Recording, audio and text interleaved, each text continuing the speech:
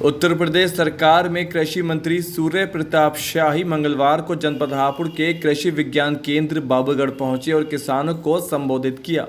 इस दौरान उन्होंने कहा कि कृषि विज्ञान केंद्र समय सीमा के भीतर तैयार हो गया, जहां किसानों को वैज्ञानिक प्रशिक्षित कर उनकी आय बढ़ाने में मदद करेंगे। पता है कि हमारा ये नया कृषि विज्ञान केंद्र हापुड़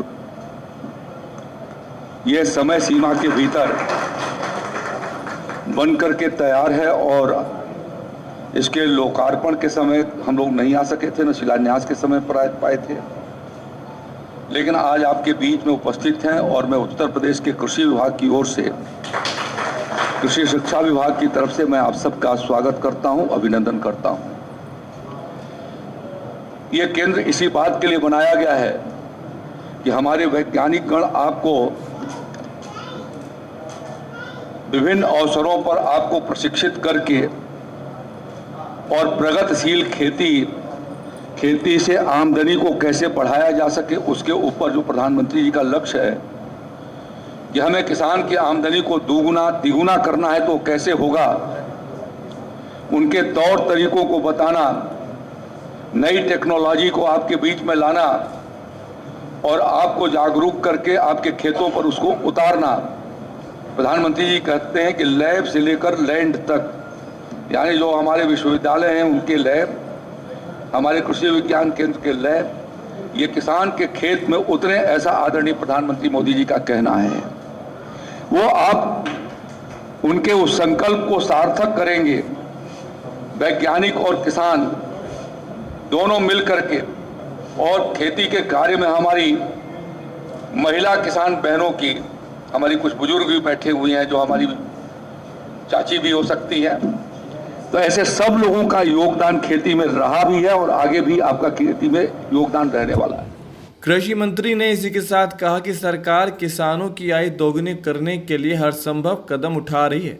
कृषि के साथ साथ उद्यान पशुपालन में भी किसान हित में कई नए प्रयास किए गए हैं, जिससे किसानों की आय बढ़ेगी।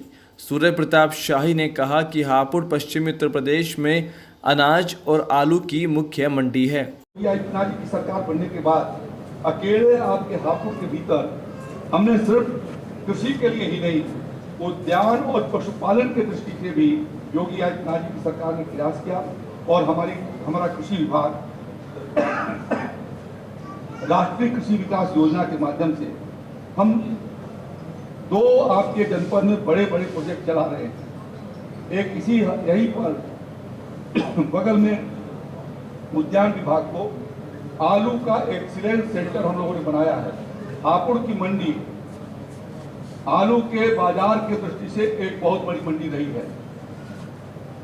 काफी एक तरीके से ये पश्चिमी उत्तर प्रदेश का सिर्फ आलू के लिए ही नहीं, बल्कि अनाज की दृष्टि से भी हापुड़ की मंडी एक बड़ी मंडी रही है, जहां पर किसान आकर के और अपने माल को बेचता रहा है।